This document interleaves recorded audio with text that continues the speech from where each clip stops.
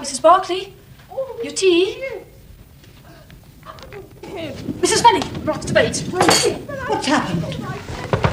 What is it, child? Madam and the Colonel. Something awful's going on. I can't open the door. Here, let me try. Stop here, both of you. Mrs. Barclay? Mrs. Barclay, open the door!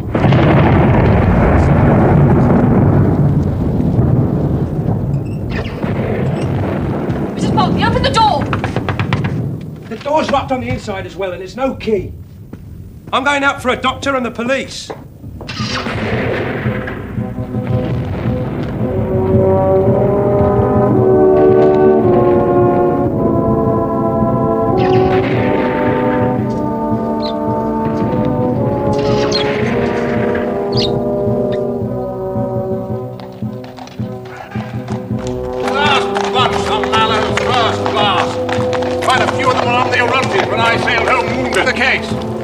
Up, sentry!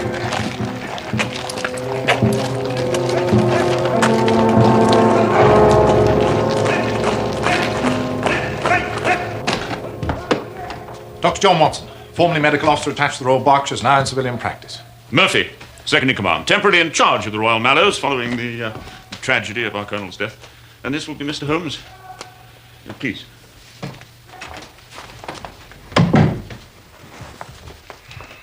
It's good of you to come. Thank you. The honor of the regiment is in my care. And yet, the newspapers' reports suggest that a scandal is inevitable. Surely not. I've done my utmost to make sure that reporters were kept as far away as possible. Exactly, and that is what has made them suspicious. They scent a mystery. That much is clear from the little they have been able to say. Well, surely it would be wrong to repeat, to draw attention to... Quite. You see how much we need your help, Mr. Holmes.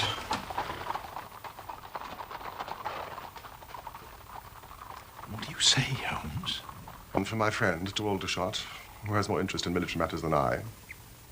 Now that I am here, please, tell me the facts. Hand-carved wooden club. Major Murphy. The servants had been alerted to by the guardman getting through the French windows. And I suspect Mrs. Barclay. Yes, but she is quite incapable of such a dreadful act. I have been the late Colonel's second in command for a number of years. I've come to know Nancy Barclay well. Of course. Jim Barclay began his career as a private soldier in the Mallows. Did he? And then quite rapid promotion over the years. More rapid than mine, for instance. Impressive. And I suppose the unfortunate Mrs. Barclay's in custody? No. Not exactly, no. She's in hospital being looked after, with a police constable standing by. Nancy Barclay is a handsome woman now. But you should have seen her as a young girl in India 30 years ago. Girl in the garrison. As a junior officer, I had little to do with her, but I was aware... It was quite understandable. Not far from Cawnpore, a few months after the besieged garrison there was relieved by General Neal's column in the summer of 1858. Shortly after the marriage, Sergeant Barclay got his commission as expected. Must have been difficult for the Barclays at first. NCO promoted from the ranks. Gained acceptance in no time. Barclay's career flourished, and the regiment returned from India some 5 years ago. Barclay was then appointed commanding officer. And a uniformly happy one? And what do you believe, Major Murphy? My position as second in command often took me to the Barclays' house. One night, I'd been dining at the Barclays. It wasn't until I reached... Oh, for goodness sake, James! Confess that! Who is it? Who? Let go of me. You're hurting me. Tell me you love me, then. Me and nobody else. Do you hear? Do you hear me? Oh, would I have married you if I didn't? I don't know. Sometimes I wonder.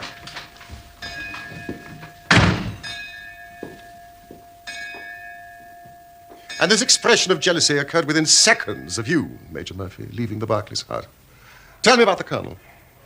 Was he a violent man in any way? On occasion. He could be most vindictive towards young subalterns. But he'd clawed his way to the top. You need to be ruthless to do that. Well, surely he didn't still feel out of place as an officer? No, I don't think so. But he was subject to a peculiar form of depression. Sometimes, when we were discussing old campaigns, Crimea, Mutiny, Afghan War, the smile would often be struck from his mouth as if by some invisible hand.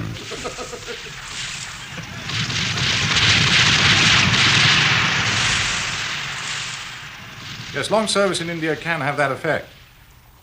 I saw that when I was in the Berkshires. You mentioned a carved wooden club found by the body. One of the Colonel and the police, I suppose, have retained it for examination. Yes. They believe it to be the murder weapon.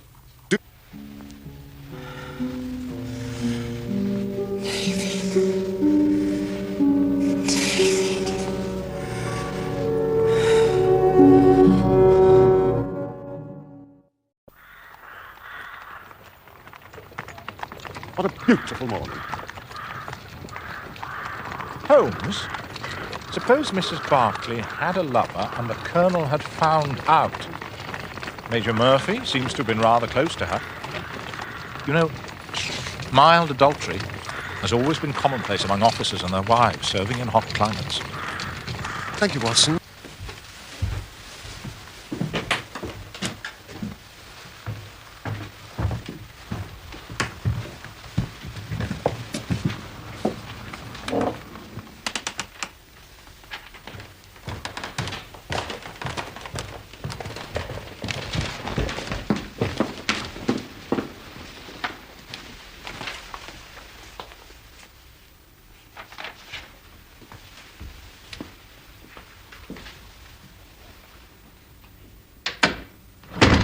Charity work in Aldershot.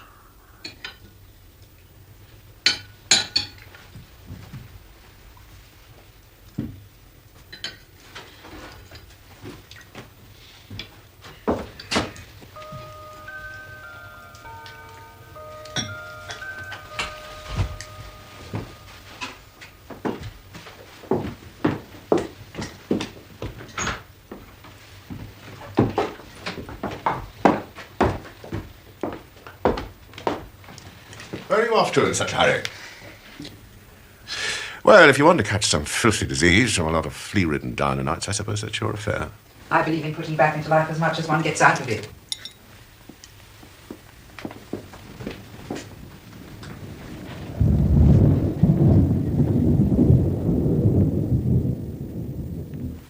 Mrs. Barclay must have returned about 9:15, sir.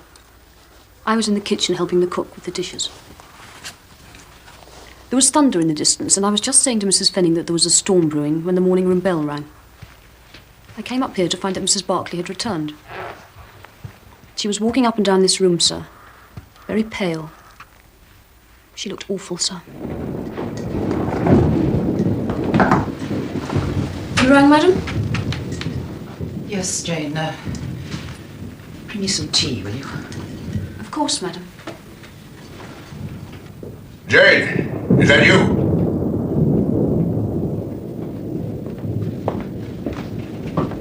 Yes, sir? Did I hear Mrs. Barclay come in? Yes. What does she want tea for at this hour?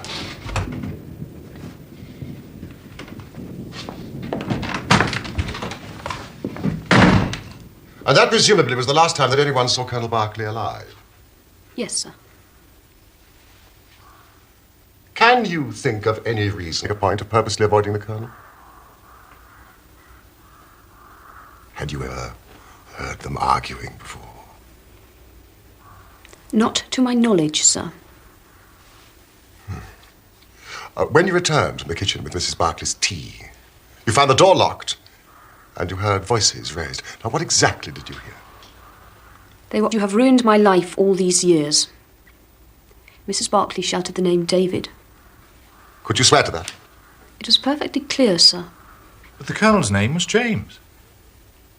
Have you ever heard Mrs. Barclay refer to anyone called David? No, sir. I don't think it's from India, but nothing like that club. Are you sure of that, Miss Stewart? Yes, sir. I don't know where it came from. Thank you, that is all. No, there is just one last thing. Major Murphy once left his cigar case here. Did you manage to find it? Yes, sir.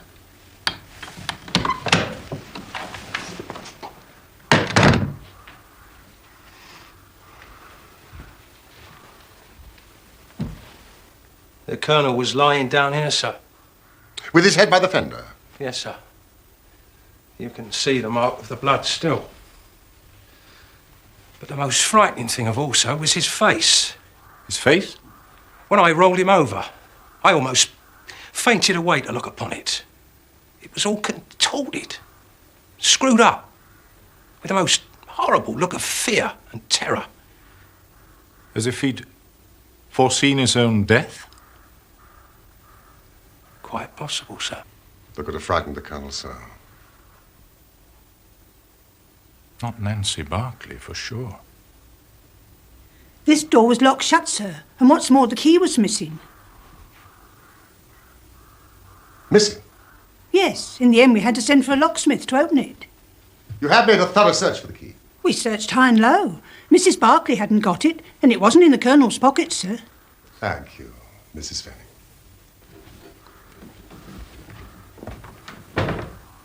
Watson, if the key was not in the door, and neither Mrs. Barclay nor the Colonel had it, then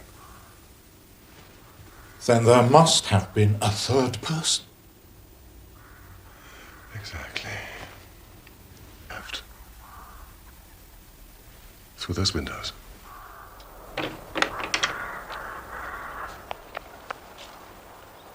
These are Bates's footprints. These.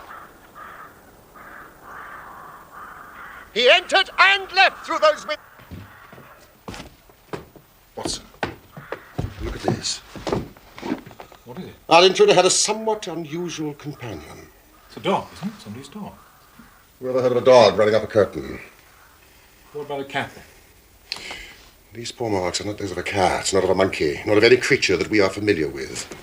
I would think from hind foot to forefoot, at least 15 inches out of that, the length of neck and head. You have a creature of no less than 2 feet, more if there's a tail. The length of its stride is odd. It indicates a creature with a long back and short legs. Something like a stoat or a weasel? We also know that it is carnivorous. How can you tell that? Well, you see...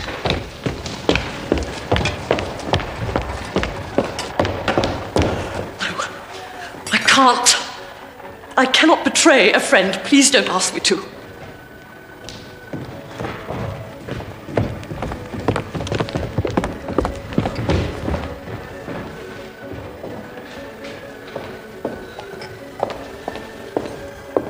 Miss Morrison. When Mrs. Barclay left her house to come here 2 nights ago, she was happy and contented. When she returned 2 hours later, she was a changed woman. Now, to clear her name, you must tell me what happened last night that so changed her. Explain that we come across all sorts and conditions of men here. Yet the other night, I saw the most extraordinary creature I have ever seen. Not only had he a crooked back, but he was lame and walked with his knees bent. His face was darkly tanned, crinkled and puckered like a withered apple. I thought to myself that truly there are some of us on this earth who are burdened with more than their fair share of misfortune. This vision was made more unusual by the oriental garb the man was wearing.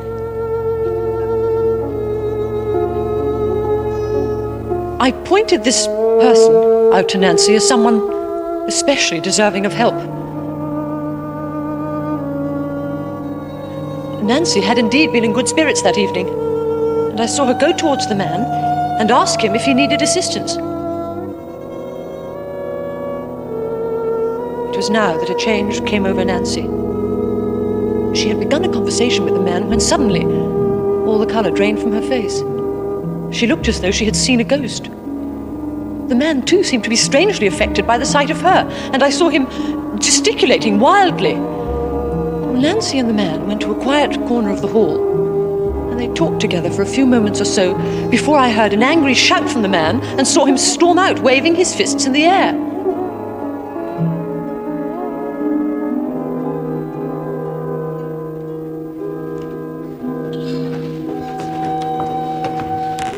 Of mine fallen on hard times. Promise me, Annie, you won't say anything about this to anyone. Promise me. Of course I promise, if you so wish. And the identity of this man? I thought you might ask me that. Well, after this terrible happening, Nancy left. I naturally made a few inquiries among some of the regulars. Such an unusual-looking creature has, of course, attracted attention. It appears he is an old soldier recently back. Tell the police about him?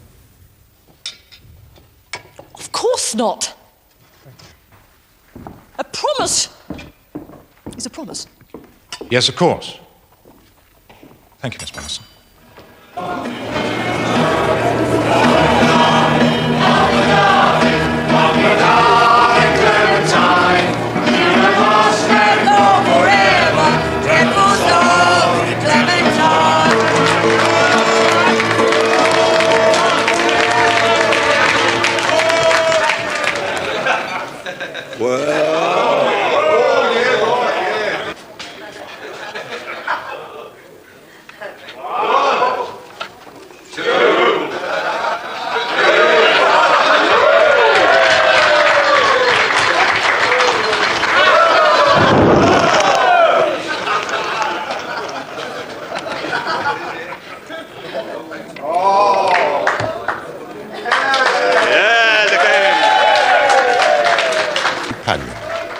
It's a mongoose. I think we found our man.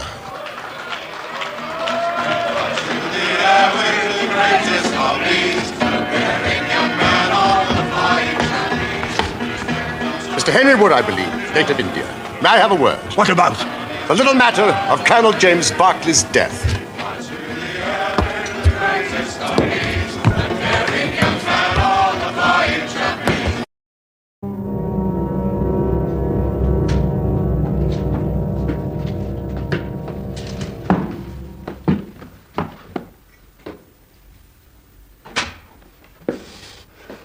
She is innocent. You can take my word for it. Then you are guilty. No, I am not guilty. Then who struck the colonel down? It was a just providence that killed him. His own guilty conscience. I think you'd better explain. My God, if I had smashed his head in, as it was in my heart to do, he would have got only what he deserved from me. No, I never laid a hand on him. I was spared the trouble. Oh, yes. But he was something else in common. We were both in love. The same woman, Nancy Devoy. Yes, the daughter of the regimental sergeant major. Yeah. There were two men who loved her. But only it was for my good looks that Nancy loved me.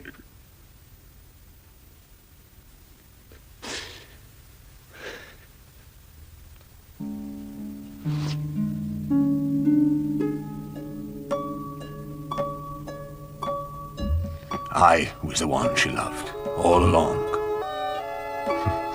I was a harum-scarum, reckless sort of lad. Nancy's father wanted her to marry Berkeley. He was careful to keep out of trouble. Father didn't like. Besides, Berkeley had had an education. He was already marked for the sword belt. RSM Devoid naturally thought Berkeley the better match for his daughter. But she remained true to me, and we would have married had it not been for the mutiny. Why did Nancy Devoy not marry the man she loved? There were 10,000 rebels round us, pinning us down like terriers round a rat cage. Just to get help.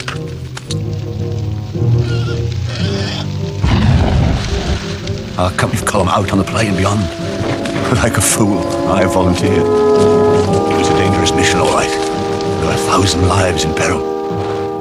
But I was thinking of only one of them.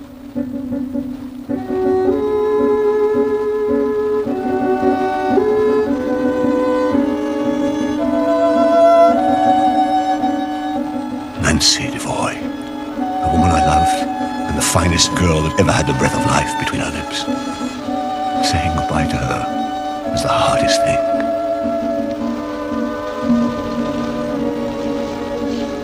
As we exchanged mementos, I little thought that I was saying goodbye to her for 30 years. It was my rival for Nancy's hand that saw me off on my journey through the enemy lines that night. Sergeant Berkeley. Said he knew the lie of the land around the garrison better than any other. While I volunteered to make the journey, Jim Berkeley volunteered to advise me on the best route to take.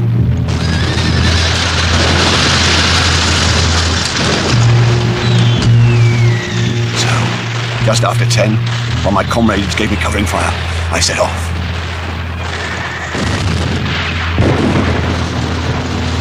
Berkeley had told me to follow a stream which would lead to a gully, water that only the day before had been snow in the Himalayas.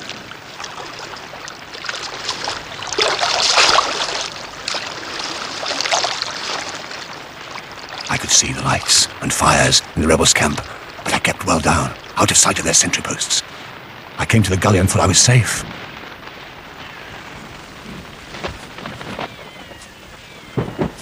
But then it happened. I was attacked. Something hard hanging from a tree. My arms felt as though they were being wrenched out of their sockets. I didn't mind the pain, but I was sick at heart for having failed in my mission. What would be the fate of those I had been trying to save?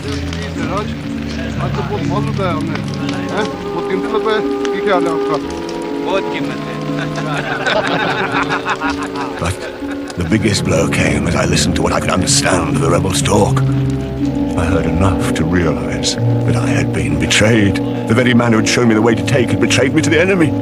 Berkeley had got rid of me to make sure he could have my girl.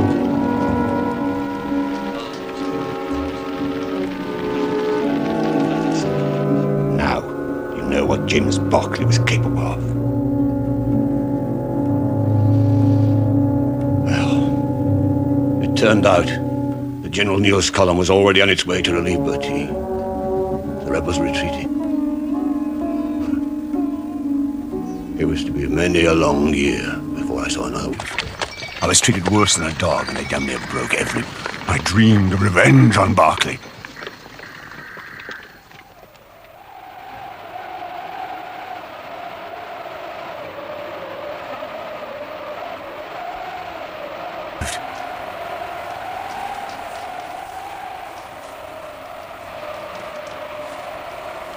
So, I had my revenge on my torturers. But Berkeley was beyond my grasp. And what of Nancy? I had no means of knowing whether she was alive or dead. I wandered back to the Punjab, a wretched cripple, to get passage back by ship to England and make myself known to my comrades in the regiment. Even the desire to have my revenge on Jim Berkeley didn't make me go. And why? I'll tell you straight. I preferred my Nancy and my old pals in the Royal Mallows to go on believing that Harry Wood died a hero's death with a straight back and see him crawling about the world more like a chimpanzee than a human being. But you did return. And all could. And eventually, I got a show.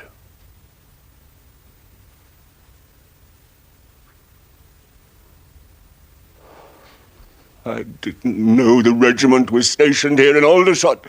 I just wanted to be where there were soldiers. I can earn my keep, going round the canteens doing my tricks to entertain them. And I no longer wanted to kill Berkeley. The fires of revenge had burnt low over the years. Until I saw her.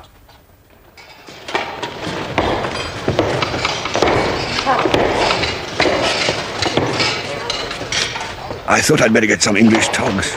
I look comical enough without wearing these foreign clothes the whole time. At first, I was more interested in finding a thick overcoat than looking at the charity ladies who were doling them out. Then I stared at once. She'd hardly changed. Still beautiful. What's more amazing is she seemed to know me. I'm sorry, I thought I... Nancy, it is me. Don't be afraid.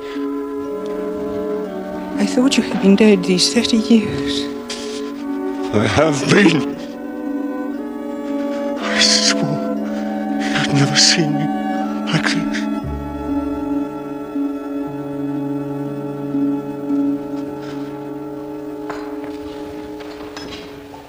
We spoke for a moment or two together. I told her some of my story. I should have spared telling her that her husband was a traitor, but it all came pouring out of me, 30 years of hate. She was so affected by what I said. I couldn't stand it. I went outside. Then I saw her come out of the mission, and I followed her home. I saw her go into their house.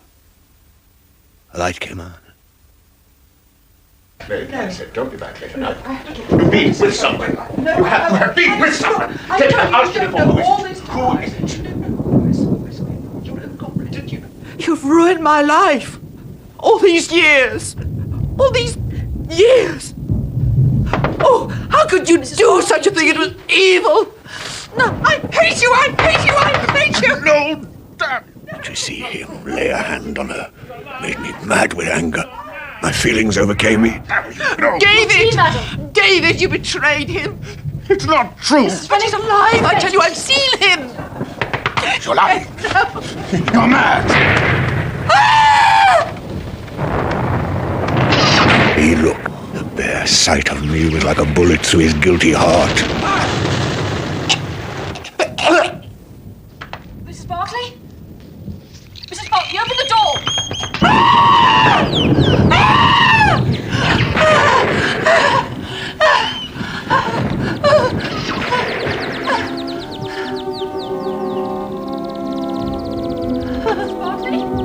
Mrs. Barclay, open the door!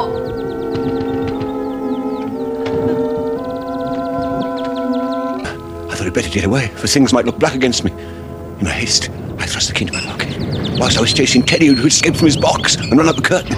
Teddy!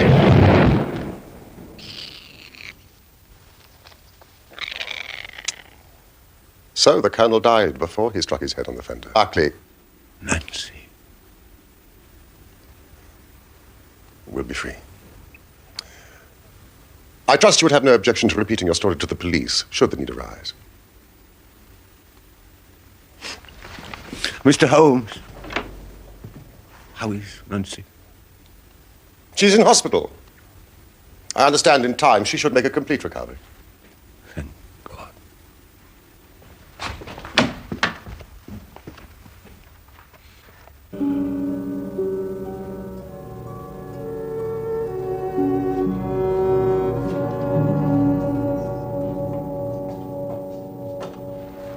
Oh, Annie. How lovely to see you. Yes, I'm much better. Holmes, there's just one thing I don't understand. If the Colonel's name was J... Term of reproach. Reproach? Don't you remember how King David sent Uriah the Hittite into the forefront of the battle to die so that he might steal his woman Bathsheba? I think you'll find the story in the first or second book of Samuel. My Old Testament is a little rusty.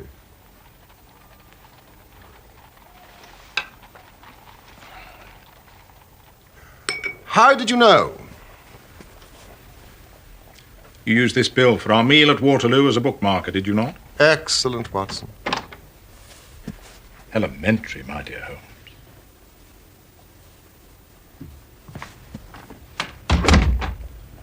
Good night, old fellow.